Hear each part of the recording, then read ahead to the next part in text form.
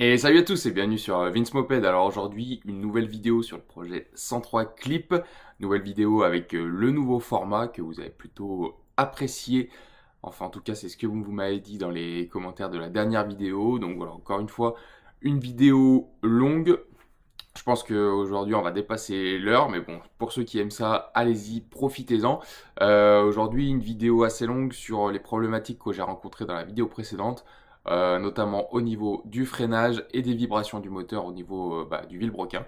Donc voilà, aujourd'hui c'est du 100% mécanique, donc voilà, n'hésitez pas à me dire encore si ça vous plaît en commentaire ce format et une vidéo un petit peu moins souvent mais avec plus de contenu. Et puis bien sûr si ça vous plaît, n'hésitez pas à vous abonner. Voilà, je vous laisse, bon visionnage. Allez, on se retrouve sur le projet 103 clips que vous commencez à bien connaître. Et si vous avez vu la vidéo précédente, vous avez vu que j'avais deux problèmes majeurs à ce stade du projet. Le premier, c'est les vibrations au niveau du moteur. Et le deuxième, c'est au niveau du freinage avec des mètres cylindres qui n'étaient pas vraiment adaptés à l'étrier de frein. Donc là, j'ai commandé les pièces chez mon partenaire que je remercie une nouvelle fois qui est Maxi Scoot, hein. Maintenant je vous apprends rien, vous le savez. Donc voilà, le temps que les pièces arrivent, notamment un vilebrequin, un mètre cylindre, je vais démonter tout ça. Donc pour rappel, si vous voulez commander chez Maxi Scoot, surtout n'hésitez pas, hein, pour la mobilette. Franchement, 90% des pièces de ce projet viennent de chez eux, donc n'hésitez pas à aller checker, le lien est en description. Et puis pour rien gâcher, vous avez un code promo qui vous donne droit à 5% de réduction sur tout le site. Le code c'est Vince Moped tout simplement, sans le petit S à la fin.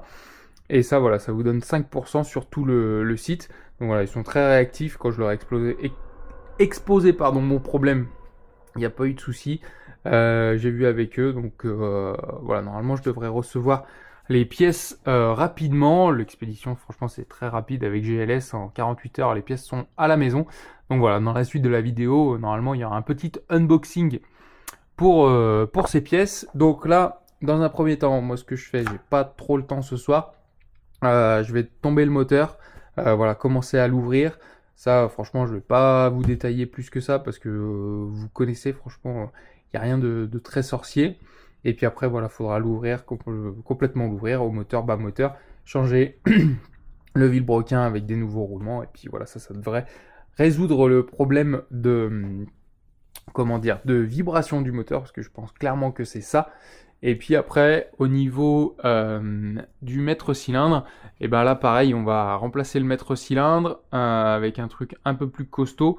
J'ai commandé également tout un système pour purger mon système de frein, c'est-à-dire seringue et un petit peu de dot 4, parce que voilà, j'en ai passé quand même pas mal pour pas grand-chose. Bref, donc voilà, et puis après, si tout ça, ça va bien, j'avancerai un petit peu au niveau du projet, le frein arrière, si après le moteur d'origine tourne rond et correctement, après, voilà, il me restera à câbler l'éclairage. Et pour l'allumage, je vous réserve aussi une petite surprise, mais je vous en dis pas plus pour le moment. Allez, comme vous l'avez vu, du coup, j'ai déposé le moteur. En soi, rien de très sorcier. Je vais pas vous détailler complètement le démontage d'un moteur de Peugeot 103.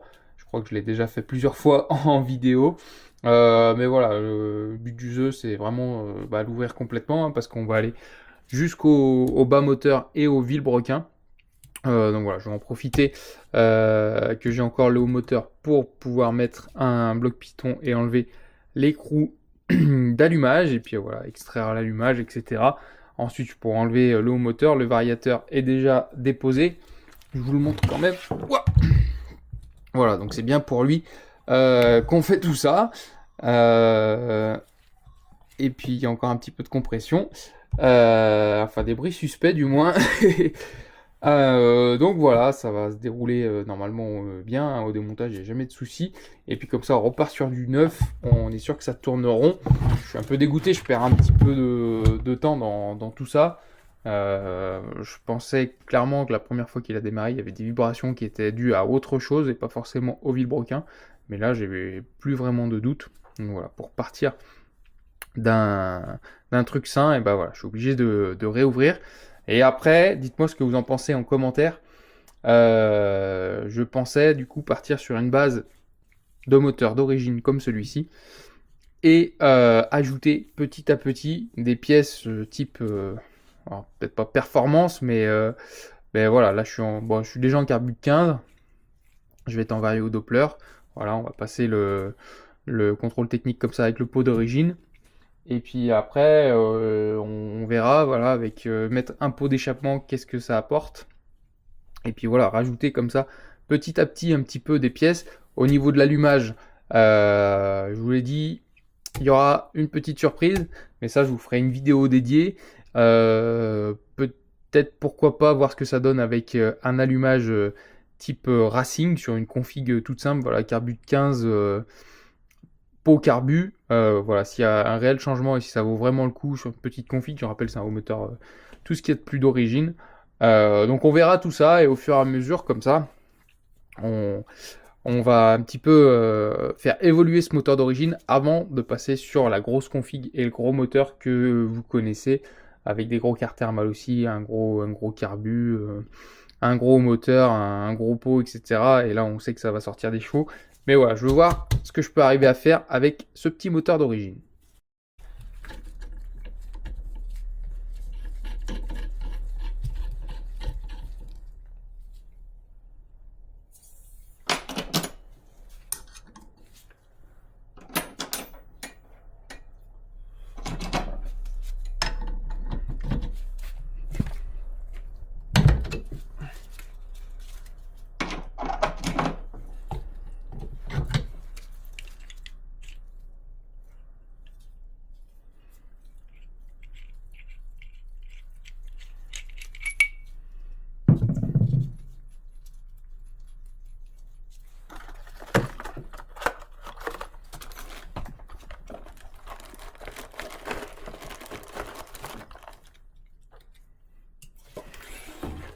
Hop, allez, on enchaîne.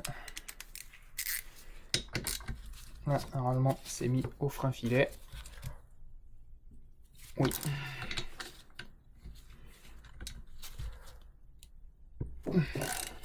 C'est bon, c'est bienvenu.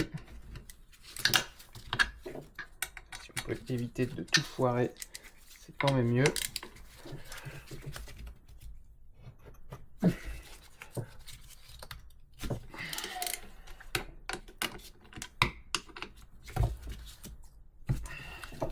Hop.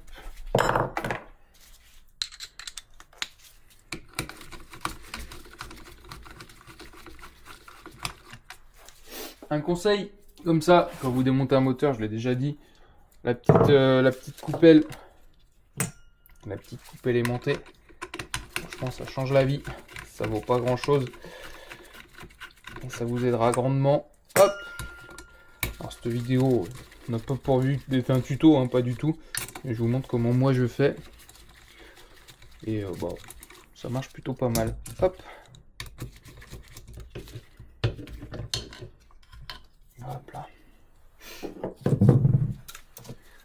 Voilà. Et là, il devait avoir un petit peu de frein filet aussi. C'est bon, c'est venu.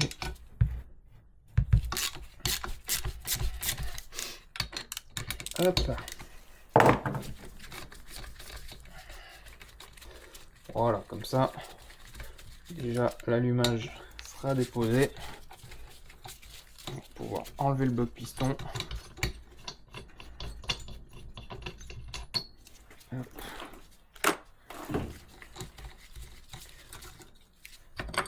Et voilà. Le joint spi, il était étanche. Parfait. Hop, donc là, pareil, un petit conseil. Je remets toujours comme c'était monté sur la machine avec les vis. Voilà. Si vous voulez pas, vous pouvez toujours mettre les vis dans une coupe comme ça. Et à ce moment-là, vous l'appelez la coupe des vis. Hop, hop. Donc voilà. Pour rien perdre. Allez, bah, moi je vais continuer de mon côté. Cet allumage, je sais pas s'il sera remonté sur cette machine ou ailleurs. Voilà, côté allumage, vous savez, si vous suivez la chaîne, vous savez les allumages que j'affectionne, on va dire ça comme ça. Voilà, je vous en dis pas plus pour le moment. Mais voilà, je vous en dis pas plus pour le moment. Hop, hop, allez, bah, l'allumage, ça c'est fait. La petite clavette, je vais la mettre là, histoire de pas la perdre. Je vais démonter la pile d'admission, et puis voilà, comme ça j'avance petit à petit, mais rien de très passionnant. Allez, je vous fais aussi une petite parenthèse sur les clapets, enfin sur la pipe et les clapets. Ça c'est une pipe d'origine, mais le Carbut 15 il va très bien dessus. Et au niveau des clapets, voilà, donc ça c'est les clapets d'origine. On verra aussi ce que ça change de monter des clapets type racing. Je vous montre aussi, j'en profite, le fait de huiler les joints. Bah, vous voyez, ils sont marqués, mais en soi, je vais pouvoir les réutiliser. Ils sont pas collés, c'est l'avantage. Donc voilà, c'était des joints qui étaient assez épais. Donc voilà, si je les fais pas tomber et que je les perds pas, c'est des joints que je vais tout à fait pouvoir réutiliser. Donc là, quand c'est des configs comme ça où on vient de les monter et qu'on redémonte presque dans la foulée, bah ça se passe plutôt très bien pour réutiliser les joints. Quand c'est des joints qui vieillissent un peu plus, bah forcément c'est plus compliqué. Mais là, pour le coup, il n'y aura pas de souci à réutiliser ces joints.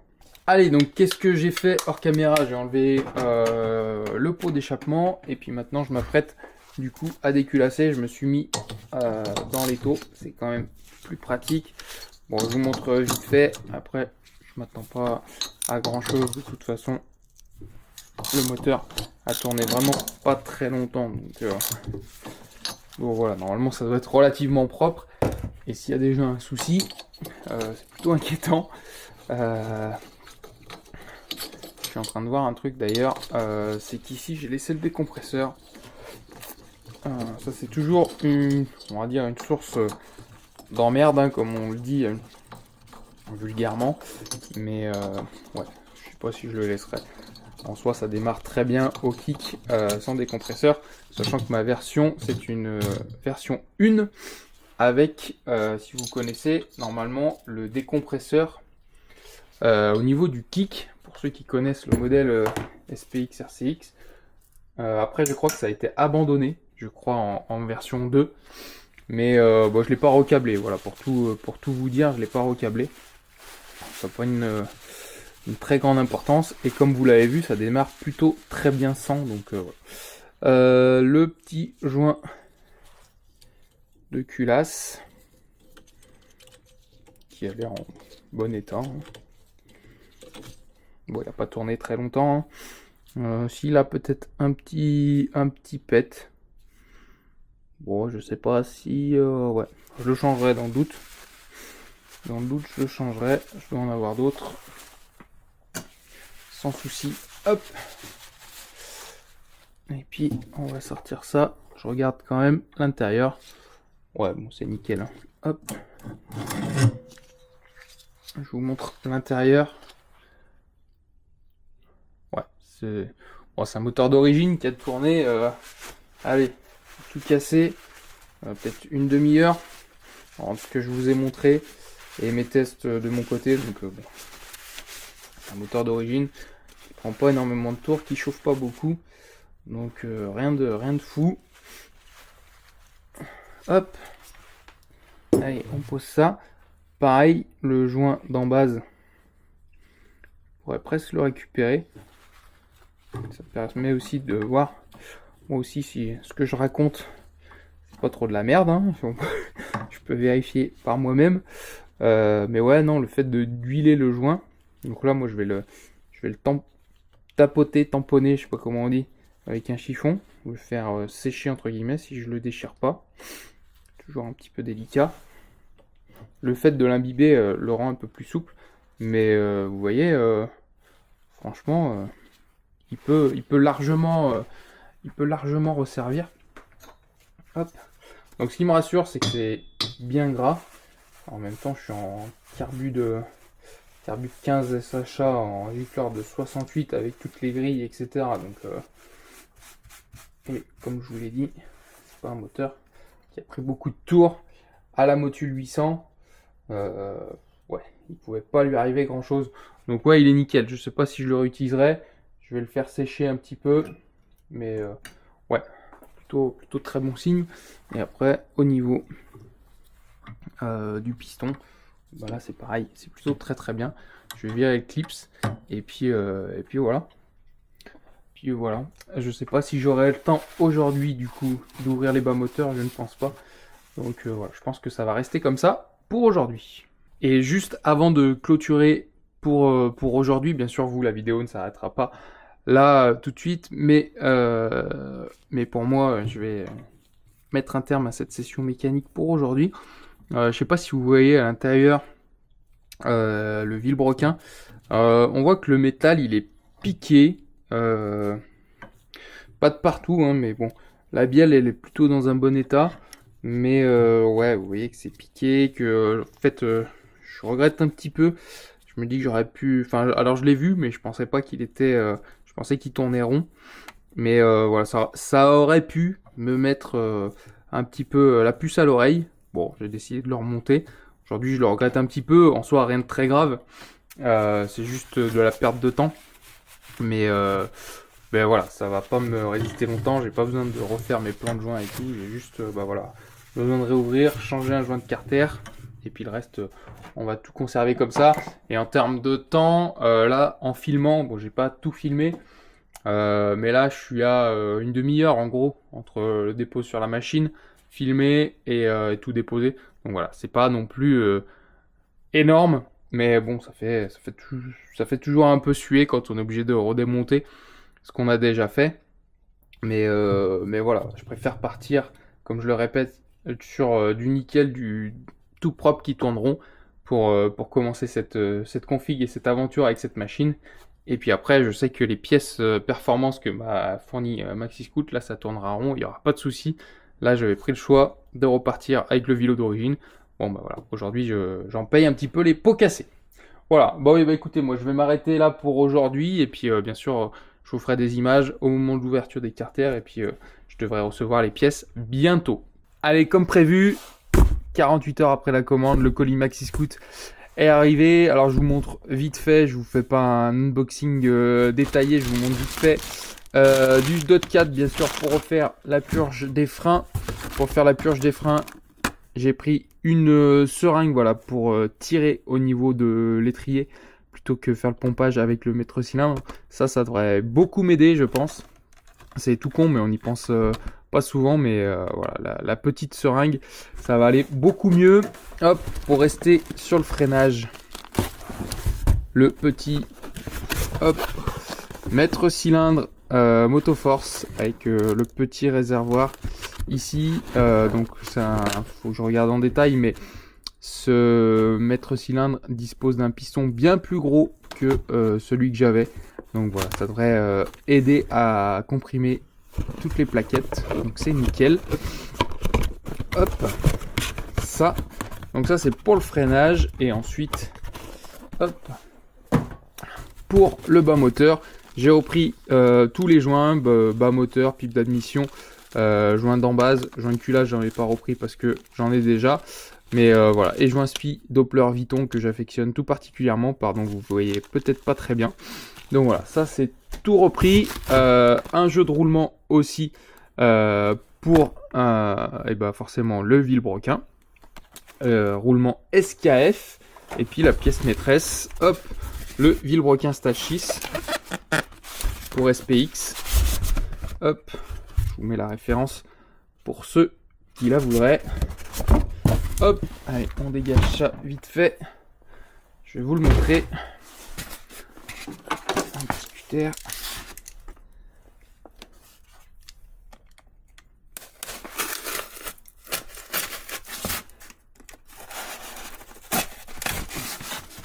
Qui devrait tourner bien plus rond que celui d'origine. Hop là, dans la caméra, désolé. Voilà, le petit autocollant qui fait plaisir. et le vilebrequin Stachys. Je vais pas le sortir, hein, il est tout huilé, mais forcément il est tout beau, tout neuf, avec forcément les pas de vis impeccables. Je vais juste enlever la cage à aiguille avant de le mettre dans le congélateur. Allez, voilà, je viens de sortir le vilo du congèle. Comme vous allez pouvoir le constater, il est bien froid, même avec des gants. C'est bien frais. Hop. Allez, donc là, je le mets dans l'étau, juste histoire de le faire tenir. Mais c'est juste avec des mordous, hein, ça sert pas du tout. C'est juste pour qu'il reste en place quand je vais chauffer. Et ensuite, la petite technique de dilatation-contraction. Je pense que vous la connaissez tous. Et je vous l'ai déjà montré quelques fois. Donc voilà, je vais prendre les roulements, à commencer par celui côté variateur. Et puis voilà, le roulement, pardon, je ne trouvais pas le mot, va se dilater. Le vilo est déjà contracté. Donc voilà, je pense que je vous apprends rien. Vous avez déjà vu ça dans mes vidéos et dans celles des copains déjà. Donc voilà, il faut que j'aille assez vite pour que voilà, le vilo ne se réchauffe pas trop. Donc je fais ça hors caméra, je chauffe tout ça, je monte les roulements et je vous reprends après.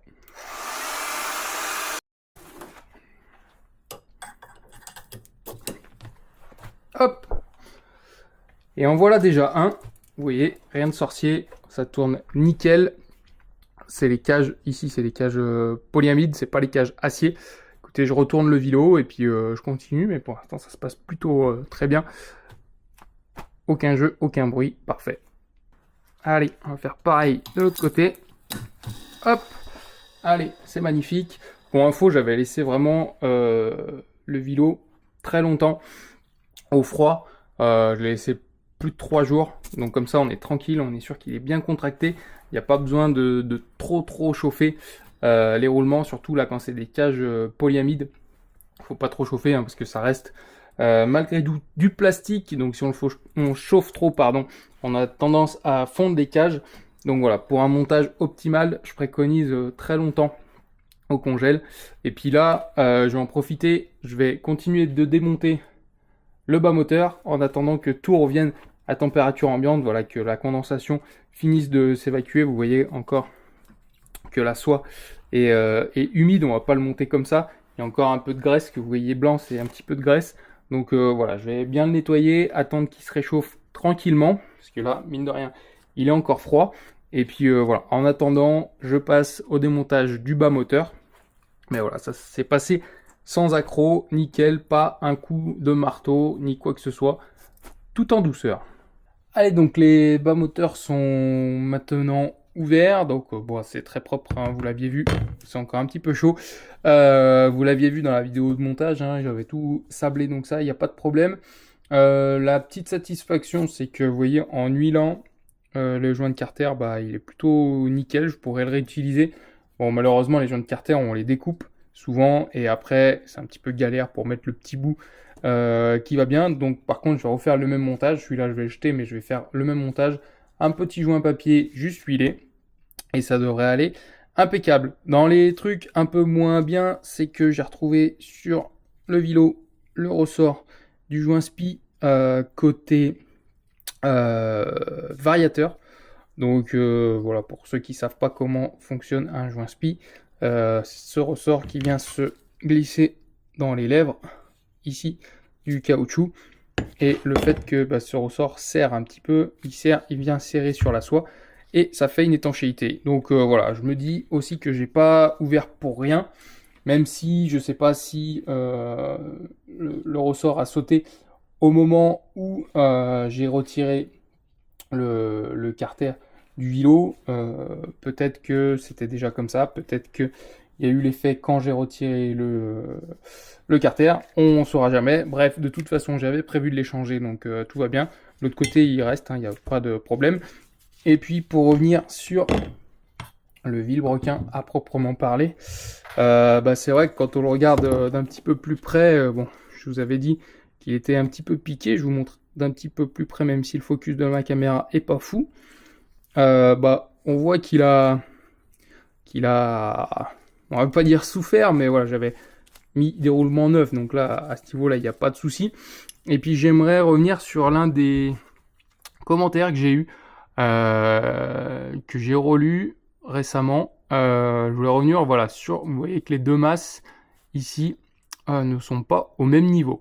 Alors, un commentaire, alors excuse-moi, je n'ai pas retenu ton pseudo, m'a dit que c'était peut-être lié à mon bloc piston.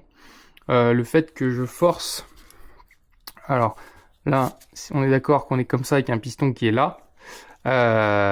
Donc le bloc piston vient comme ceci, on est d'accord. On m'a dit que c'était peut-être lié au bloc piston. Alors moi, on m'a toujours dit que si les masses étaient un petit peu comme ça, c'était pour l'équilibrage du vilebrequin. Alors je suis pas spécialiste en usinage, mais dites-moi ce que vous en pensez en commentaire. Je suis pas spécialiste, mais on m'a toujours dit que c'était pour l'équilibrage. Donc en soi, rien à voir avec mon souci initial qui est une queue de vilebrequin qui est tordue, je pense. Mais en fait, j'ai un tout petit peu de mal à comprendre comment une pression qui vient comme ceci peut tordre un côté, enfin pousser un côté mais pas l'autre. Quand vous venez dans l'axe pousser, alors j'ai pas fait beaucoup de mécanique à l'école, mais pour moi, si j'appuie là, même de toutes mes forces, alors j'aurais peut-être tendance à tordre la bielle, ok. Pourquoi pas, même si voilà, avec un bloc piston, je sais qu'il faut y aller quand même relativement doucement. C'est pour ça que j'utilise que très très rarement les clés à choc, et quand je les utilise, c'est plutôt pour desserrer plutôt que pour visser. Bref, ça c'était une petite parenthèse. Mais ouais, alors dites-moi ce que vous en pensez clairement de ce décalage de masse, si vous l'avez déjà vu vous aussi sur vos vélos d'origine. Et puis voilà, les spécialistes, dites-moi à quoi ça sert, mais moi on m'a toujours dit que c'était pour l'équilibrage. Bref, ce vélo, je vais pas le jeter, hein, il fait partie du projet, donc je vais le garder. Là on voit qu'il était... Là il y a une gorge, je sais pas si c'est de l'usure ou si c'est d'origine qu'il n'y a pas sur l'autre. Bref. Donc voilà. Et puis dernière chose, je vous avais dit que j'étais pas équipé pour voir si cette soie était vraiment tordue. L'idéal, ce serait de le mettre comme ça sur des V pour ceux qui connaissent et mettre un comparateur fixe, voilà, qu'on vient mettre sur la soie et on fait tourner et on voit tout de suite si, en tournant, s'il y a un écart et si oui, de combien de millimètres si c'est vraiment énorme. Sinon de dixième, voire de centième de millimètre. Mais voilà, moi je suis pas équipé. Si vous connaissez une adresse pour avoir des V ou des X pas trop chers avec des supports de comparateurs, je suis preneur. Et si vous avez ce matos et que vous voulez que j'amène le vélo, qu'on regarde ça ensemble, et ben voilà, ce serait avec plaisir parce que moi je suis pas équipé. Donc voilà, lui il va être remisé. Tant pis, j'ai essayé de le sauver, hein. Les carters, eux, ils sont encore bien serrés sur les roulements, donc il n'y a pas de souci, je vais les réutiliser. Je vais quand même changer les joints spi à cause de ça, ça c'est poubelle, hein. Je pourrais essayer de le remettre, le ressort, mais en soi j'arriverai sûrement à le remettre, mais j'aurai toujours le doute de me dire est-ce qu'il va pas ressauter, etc. Donc voilà. Ceci étant dit, voilà, on va passer au montage du vélo Stachys. Celui-là, je le ferai sûrement analyser. J'aimerais bien voir quand même si tous mes problèmes de vibration étaient liés à ceci, mais franchement, j'ai pas trop de doutes et vous me l'avez plutôt confirmé dans les commentaires précédents. Donc voilà, on verra ce que ça donne avec le Stachys, mais pour le coup, j'ai pas trop de doutes. Allez, voilà, je viens de monter le premier carter côté variateur. Je vais remonter du coup un joint 9 huilé comme je vous le disais. Petite remarque que je fais, c'est là sur les carters origine. Donc ça, je rappelle, c'est des vrais Peugeot d'époque. J'ai dû énormément chauffer. Parce que voilà, c'était très serré avec les roulements neufs. Ça me l'avait déjà fait quand j'avais monté le vélo d'origine.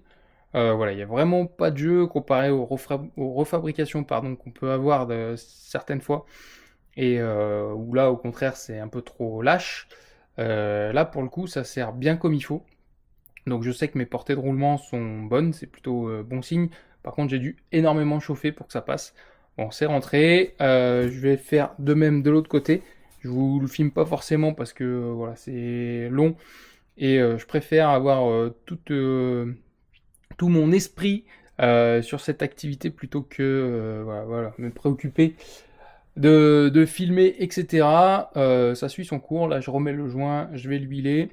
Et puis voilà, je remets l'autre demi-carter. Je vais bien le chauffer encore une fois pour que ça passe. Et puis voilà, ça devrait le faire. Je me fais pas de soucis. Et puis après, je vous reprendrai quand ce vilebrequin sera en place. Petit détail que je vous ai pas dit tout à l'heure, quand il était posé comme ça sur l'établi, il revenait tout seul à sa position d'origine. Donc ça c'est plutôt bon signe, c'est signe d'un vilebrequin plutôt équilibré. Donc ça fait plaisir. Donc je continue mon petit montage. Et puis voilà, ça devrait le faire, mais pour l'instant tout se déroule sans accroc. Allez voilà, c'est fait. Je vous montre ce que ça donne. Vilo monté. Bon, il me restera à redéfaire vite fait les vis pour mettre tout ce qui est support moteur. Mais ouais, c'est fait. J'ai bien chauffé, ça s'est bien passé, ça s'est mieux passé pour le côté allumage que pour le côté variateur. Une fois que je savais qu'il fallait énormément chauffer, et ben voilà, ça l'a fait. Je me rappelais plus. C'était sûrement pareil lors du premier montage. Voilà, mon vilo, il est centré. Je sais pas si vous verrez bien à la caméra, mais j'ai à peu près le même espace entre les espaces ici. Donc voilà, pas une partie du vilo qui est collée. Il tourne librement. Alors je galère un petit peu, mais les spies sont neufs, donc ça ne m'étonne pas. Mais non, il n'y a pas de résistance. Il est légèrement, mais vraiment, si on veut être vraiment puriste, il est légèrement décalé. Sur la gauche, j'ai tapé sur les vis et non pas sur le vilo, bien sûr. Voilà, mais en soi, rien de fou. Il est relativement libre. Donc voilà, maintenant il va me rester à retirer les petits bouts de joint à droite à gauche qui nous embêtent.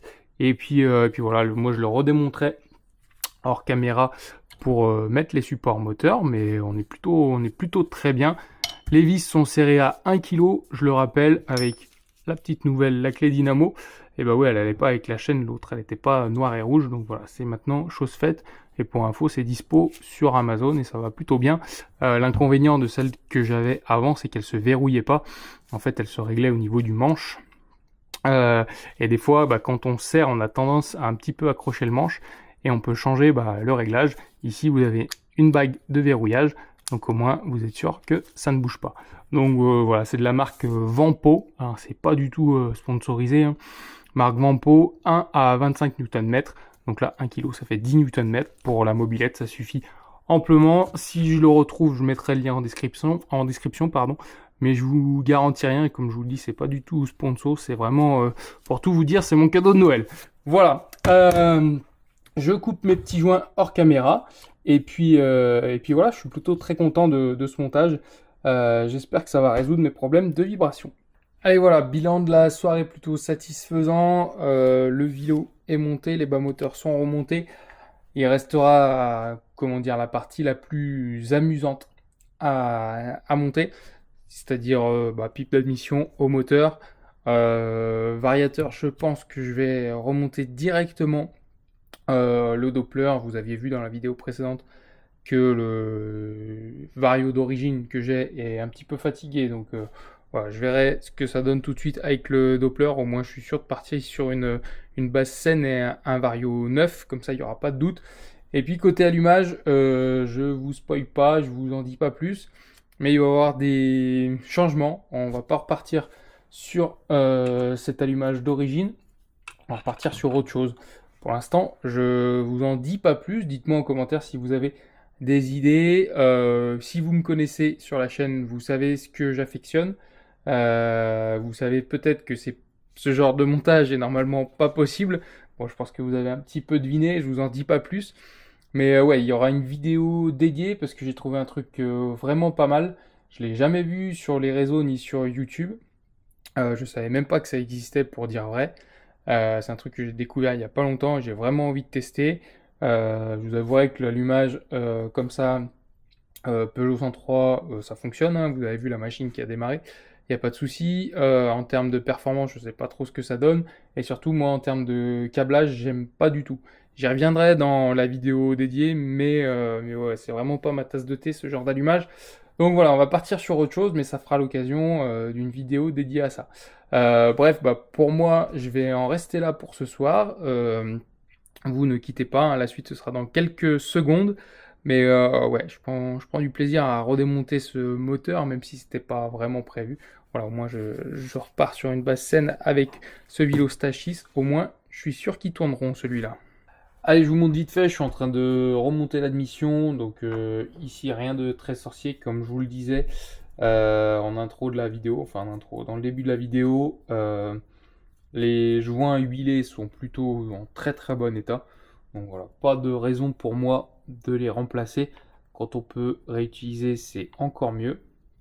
Euh, donc voilà, ça se remonte petit à petit, l'admission, avant de remonter complètement le support moteur.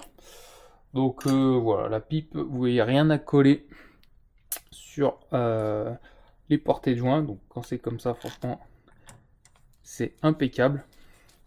Il me suffit juste, hop, de remettre les 4 vis. C'est recouple. Là, je sers à 0,6 kg de mémoire. Voilà, pipe d'admission. Tranquillement. Et puis voilà, après, support moteur, avant de s'attaquer au moteur à proprement parler.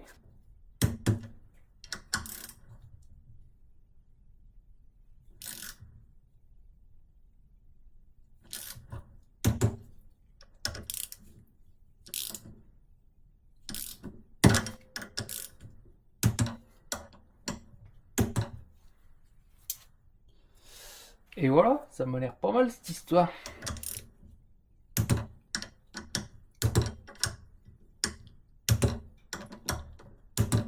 Impeccable. 0,6 kg, on est bien, Tintin. Allez, maintenant que le support moteur est remonté, l'admission également, on va pouvoir passer, enfin je vais pouvoir passer au montage du piston avant de remonter le cylindre. Donc le piston, il est là, il va dans ce sens. Avant tout ça, hop, on va mettre la cage à aiguille. Donc là, j'en profite, je mets la cage à aiguille toute neuve qui est fournie avec le Vilo Stachis. Un peu de lubrification, ça fait jamais de mal. Hop, vérifiez toujours avant. Donc là, bon, cette vidéo n'a pas pour but d'être un tuto, mais je vous donne un petit conseil quand même. Vérifiez toujours que lorsque vous mettez une cage à aiguille comme ça, votre axe de piston, il passe. Voilà, là il passe bien. Il faut qu'il soit un peu, on dit que c'est un passage gras. Voilà, faut pas que ce soit trop lâche ni trop serré forcément. Mais là c'est plutôt pas mal. On va le huiler lui aussi. Hop. Et puis on va remettre le petit piston en place. Vérifier aussi également que la cage aiguille est de la bonne taille par rapport à la taille du piston. Mais là, il n'y a pas de souci, j'avais vérifié avant. Voilà, donc là rien de compliqué. Je vais juste remettre le clips hors caméra. Alors ça, je suis vraiment pas un spécialiste des clips. Des fois, ça peut me prendre quelques minutes, donc je vais pas vous le filmer. Juste important dans les clips, vérifiez bien qu'il est dans la gorge et libre dans la gorge.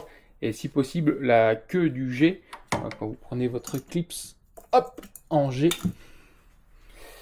comme ceci, vérifiez bien que la queue du G soit dans le sens de mouvement du moteur, en fait, de haut en bas, et non pas de droite à gauche. Bref, je ne sais pas si je me suis très bien fait comprendre, mais en tout cas, moi j'ai compris ce que je voulais dire.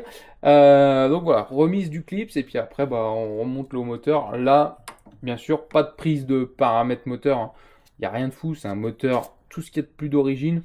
On va pas aller chercher des perfs clairement avec ça. On vérifie pas le taux, ni les diagrammes, ni même le squish. Tout est d'origine, donc voilà, ça va tourner comme une mob d'origine à 45 km/h. Le pot est d'origine. Il y a juste un truc, c'est un carbu de 15 dès l'ortho SHA. Mais ça, c'est vraiment parce que j'aime pas du tout les carbus Gertner d'origine. Voilà, donc rien de fou pour cette config. Donc ici, pas besoin de prendre les paramètres moteurs. Euh, Ça vaudrait le coup par curiosité, on va dire, mais en soi, moi, ça m'apporterait pas grand-chose. Surtout que c'est un cylindre que je vais garder stock, que j'ai pas pour but de le retravailler, de le gratter à droite à gauche. Voilà, c'est vraiment histoire de passer le contrôle technique, avoir un truc d'origine fiable qui tourneront pour le coup. Donc là, ça devrait le faire. Et bah écoutez, je remonte le clip et puis après, on se dit deux trois mots sur le montage du haut moteur. Allez, voilà, je viens de remettre le clip, c'est quelque chose que j'ai oublié de vous dire un petit peu avant de le faire. Bon, moi je le fais pas forcément parce que à force maintenant j'ai acquis une certaine dextérité, on va l'appeler comme ça. Mais si vous êtes débutant, je vous conseille quand même de mettre un chiffon dans les bas moteurs parce qu'on a vite fait d'échapper le clip et qui part dans les bas moteurs. Et ça peut être très pénible à récupérer. Donc voilà, un petit conseil, si vous le sentez pas trop, voilà, si vous avez un peu la tremblote ou autre, n'hésitez pas à vous boucher le bas moteur. Parce qu'après, ça peut être très compliqué. On peut mettre beaucoup de temps à le retrouver. Et surtout, si j'ai un conseil, ne pas le laisser. Dites-vous pas, ah bah c'est bon, il sortira par l'échappement. Il risque de sortir par l'échappement, mais avant, il va passer entre le piston et le cylindre et ça va pas bien se passer du tout. Voilà, donc ça c'est fait. Je vais pouvoir remettre le joint d'en base. Comme je vous le disais, bah franchement, il a été huilé, il est nickel, il a séché maintenant. Je vais le re-huiler complètement. Les parties détachables ne se sont même pas détachées, donc franchement, bon après c'est des joints d'origine qui sont assez épais là. J'aime bien ces joints verts là comme ça. C'est des joints qui sont assez costauds et franchement huilés, ils bougent pas dans le temps. Bon après là le moteur est vraiment pas resté monté longtemps, donc ça aurait été on va dire dommage qu'il soit déjà mort. Mais là pour le coup il est plutôt en très bon état. Donc bah tout ce qu'on peut réutiliser, on réutilise. Ça peut paraître bête comme concept, mais bon. Hop. Même si un joint d'en base comme ça, en soi, ça vaut pas grand chose, mais bon. Pourquoi le changer alors qu'il est neuf? Ou presque. Alors là, le passage des goujons, c'est toujours un petit peu compliqué, surtout au niveau des filets, des filetages des goujons. Si j'ai un conseil, c'est d'y aller tout en douceur, pas forcer. Hop, et puis après, vous pouvez appuyer un petit peu sur les goujons aussi, histoire d'aider s'ils ont pris un peu de jeu et qu'ils sont pas tout à fait bien alignés. Voilà, donc là, on y arrive, il est bien, hop, en bas. Et après, donc, je vais huiler l'intérieur du cylindre. Et après, bon, je pense pas que je vous le filmerai parce que c'est un peu fastidieux, un petit peu comme les clips de piston. Mais voilà, il va falloir pincer les deux segments dans les ergots pour faire rentrer tout ça. Voilà, donc bien huiler le cylindre. Donc voilà, à l'intérieur, vous voyez, je sais pas si vous verrez bien à la caméra, de l'huile de temps. Hop, faites bien, n'hésitez pas à en mettre. Le premier démarrage sera peut-être un peu difficile, mais au moins on est sûr que ça rentre facilement. Hop, dans tout le cylindre. Voilà. Hop. Voilà, ça c'est fait. Et puis hors caméra, je vais essayer d'enquiller ça là-dessus. Allez voilà, bah, j'étais mauvaise langue parce que j'y suis arrivé presque du premier coup à enquiller le cylindre. Donc après, il suffit de le faire descendre. Voilà, il est en place. Vous pouvez enlever un petit peu l'excédent. Vous pouvez faire une rotation comme ça, vérifier que rien n'accroche, rien ne bloque, mais là on est bon. Et après, je vais aller checker un petit peu dans ma boîte à malice parce que je vous avais dit au démontage que le joint de culasse avait pris un petit... Voilà, il a un petit pet ici. Je sais pas si vous le verrez bien à la caméra. Ça m'embête un petit peu de remonter ça. Au niveau de la culasse, est-ce que ça correspond Je sais pas s'il y a un grand risque. La portée de joint est pas mal. Je vais voir ce que je vais faire. En tout cas, là, il n'y a plus trop de choses très compliquées, hein. Vous enquillez, hop, le joint de culasse. La culasse, vous serrez et vous vérifiez bien sûr que rien ne touche. Bon, vu que c'est une config d'origine, un joint comme ça, c'est classique, ça coûte pas grand chose. Et puis, si jamais j'ai un problème moteur, j'aurai toujours le doute à me dire, ah, est-ce que c'est pas mon joint de culasse qui fuit? Donc, autant, comme j'aime souvent le dire, quand il y a un doute, il n'y a pas de doute. C'est-à-dire que bah, là, j'ai un petit doute. Donc, c'est qu'il n'y a pas de doute, c'est que voilà, faut le changer. Et j'aime plutôt cette expression. Et alors, dans la mobilette, on va dire qu'il y a deux expressions que j'aime pas mal. C'est quand il y a un doute, il n'y a pas de doute. Donc là, il y a un doute, donc voilà, on change. Et la deuxième que j'aime pas mal, c'est que le mieux est l'ennemi du bien. Quand vous avez une config qui marche bien, des fois, quand vous voulez aller chercher la perf encore plus, vous voulez faire encore mieux, ben, souvent c'est pas mieux, voire pire. Donc voilà, le mieux est l'ennemi du bien. Je trouve que ça résume pas mal ma philosophie pour la mobilette. Dans la vie aussi, hein, des fois on veut toujours chercher mieux et que c'est pas souvent, enfin souvent c'est pas une réussite. Et voilà, quand ça marche bien, eh ben, il faut savoir apprécier et profiter quand ça marche bien. Et pas toujours aller chercher mieux en termes de performance. Donc là, voilà, si vous avez un petit conseil, si vous avez un moteur qui tourne comme il faut et tourne rond, et ben gardez-le et essayez pas de faire plus gros en carbu, en pot, en tout ce que vous voulez. Quand ça marche bien, et gardez vos configs comme ça. Bref, parenthèse fermée, je vais me chercher un petit joint de culasse, et puis voilà, on continue le montage, mais là on approche vraiment de la fin. Allez, j'ai trouvé ce joint en diamètre 40. J'aime pas mal ces joints. Donc c'est des joints type origine entre guillemets, mais ils sont renforcés ici et ils ont la particularité d'avoir la petite bande silicone, voilà, qui permet d'être encore plus étanche, on va dire ça comme ça. Donc voilà, après la culasse, on va la remettre en place tranquillement. Et après, hop, les quatre vis avec les petites rondelles.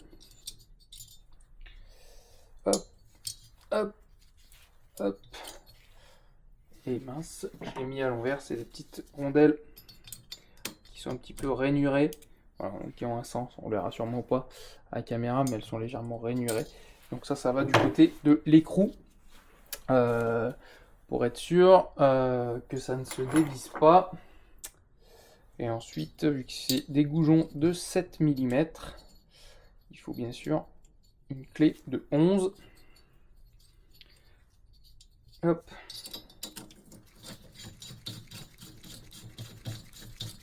Donc là, moi je conseille de les approcher à la main avant de passer à la clé dynamo.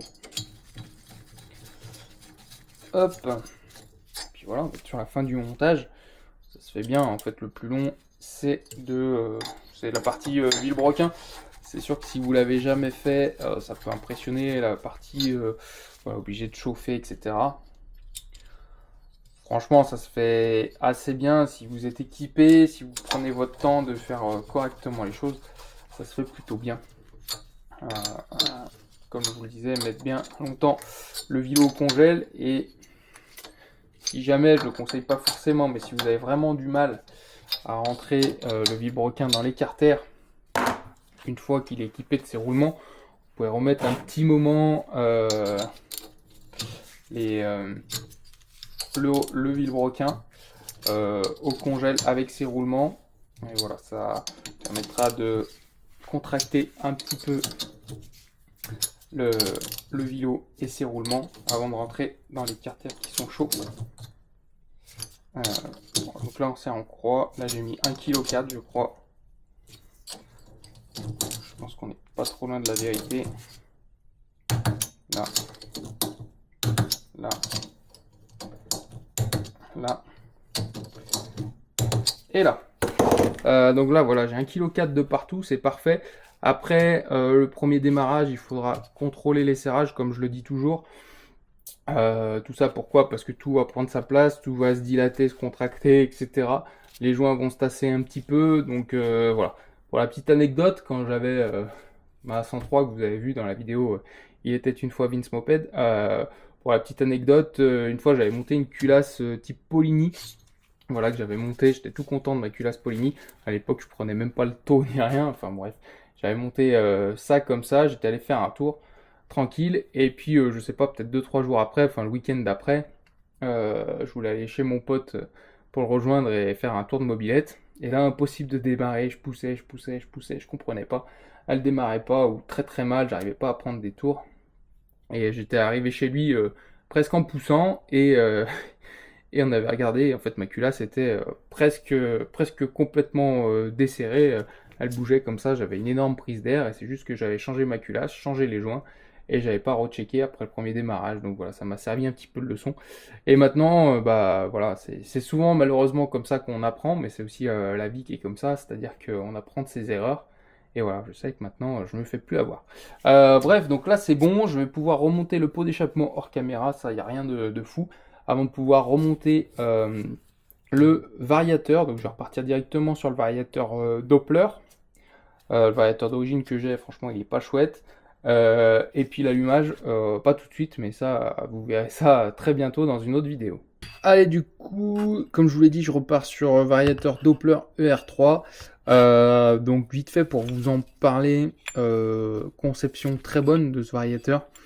Ce qu'on peut lui reprocher, c'est sa fragilité, mais bon, pour une centaine d'euros, c'est dur d'avoir quelque chose en acier et un truc qui dure 10 ans. Certains le considèrent un petit peu comme du consommable. Oui, pourquoi pas, mais du consommable qui marche très bien, qui est très facile à régler. Franchement, la conception, elle est vraiment géniale. S'il est là depuis des dizaines d'années maintenant, c'est quand même qu'il y a une raison. Donc voilà, on pourrait faire mieux, mais franchement pour le prix, moi j'adore ce Vario, je l'ai sur de nombreuses de mes machines et j'en suis très content. Par contre, il y a moyen toujours de l'optimiser en jouant sur les joues.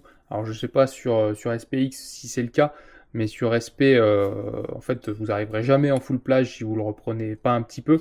D'ailleurs, j'ai fait une vidéo à ce sujet, n'hésitez pas à aller la voir. Il faut passer légèrement le variateur autour. Mais sur SPX, je sais pas, au niveau des canons, des pentes, la courroie est plus large sur SPX. Dites-moi en commentaire si on prend du full plage. Je sais que sur MBK, on n'a pas le souci. On arrive à prendre du full plage avec une courroie dite classique et, et sans modifier le vario. Je pense que sur SPX, c'est la même chose, hein, vu que la courroie est bien plus large. Je pense que c'est bon. Après, il y a toujours l'astuce Tomahawk, comme on l'appelle, qui consiste à ouvrir le vario et écarter un petit peu la partie joue mobile, voilà, pour que la courroie descende vraiment sur le canon. Là, franchement, je vais pas me prendre la tête avec tout ça. Sur une config d'origine, franchement, le gain va vraiment être minime. Par contre, si je dois vous donner quand même un seul conseil sur ce vario, et la Loctite ici n'y est pas pour rien, c'est les petites colonnettes ici là. Pour ceux à qui c'est déjà arrivé, qui se sont pris dans le tibia, je pense qu'ils s'en rappellent. Si vous avez un vario qui est lancé à 10-12 000 tours, quand les colonnettes se barrent à la même vitesse et viennent de s'enfoncer dans votre tibia, je pense que vous vous en souvenez. Donc voilà, un petit conseil, mettre du frein filet fort, ne pas hésiter à mettre du frein filet fort sur ces colonnettes pour pas qu'elles bougent. Certains viennent contrepercer ici pour mettre des vis pointeaux, ça c'est pardon, ici. Non, pardon, c'était bien ici, excusez-moi. Viennent percer ici et tarauder afin de mettre une vis pointeau pour venir en appui sur cette colonnette pour être sûr qu'elle ne part pas. C'est aussi une solution. Faut être un petit peu mieux équipé, avec un petit peu plus de dextérité forcément.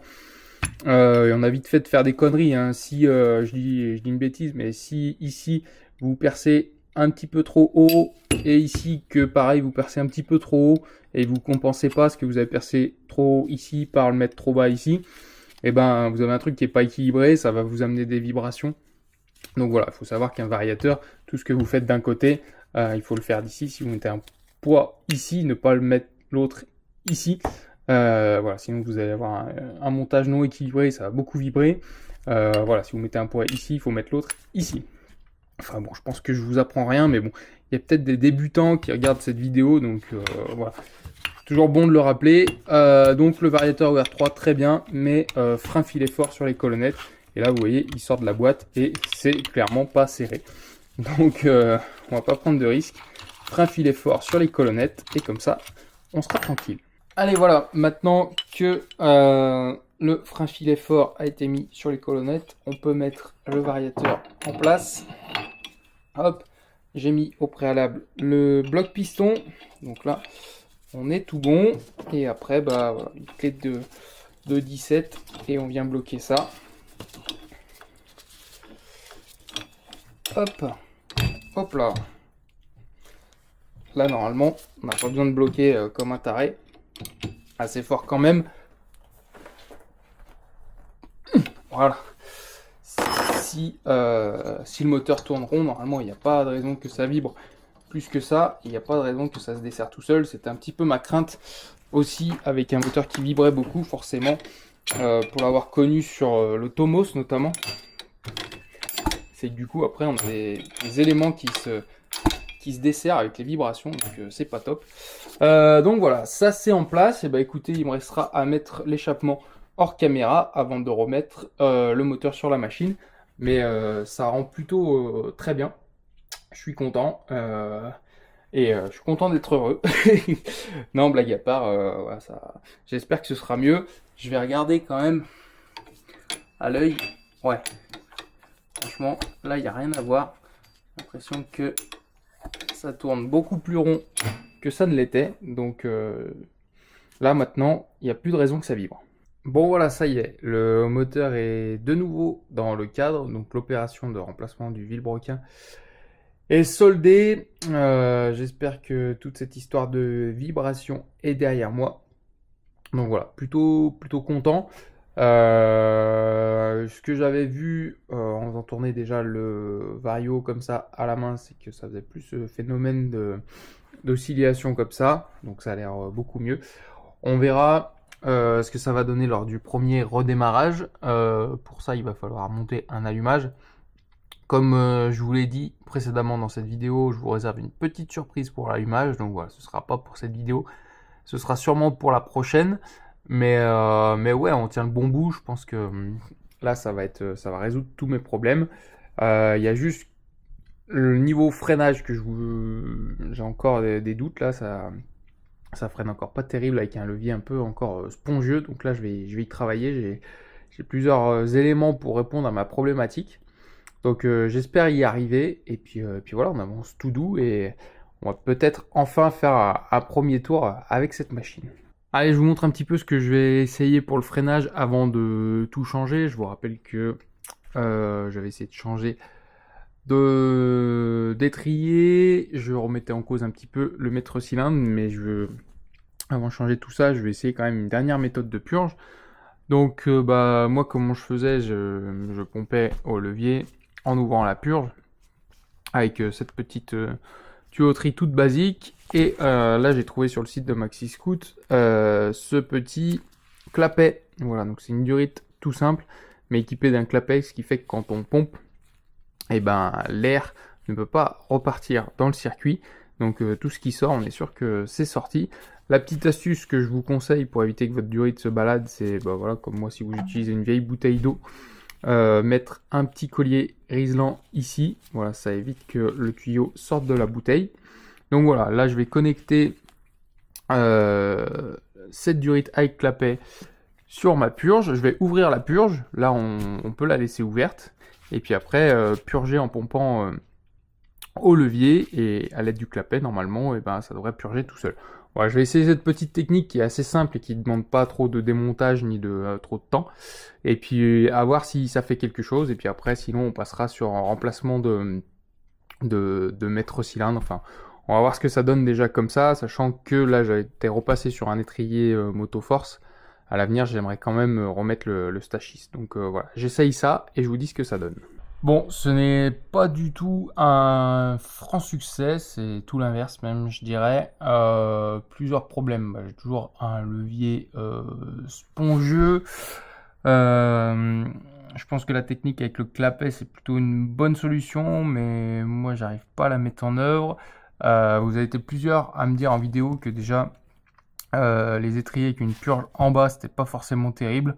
Je partage avec vous, hein, je pense que ça favorise de laisser coincer une bulle d'air. Donc voilà. Et là, je suis serré fort au niveau de la vis de purge. Euh, hop, je peux pas serrer plus.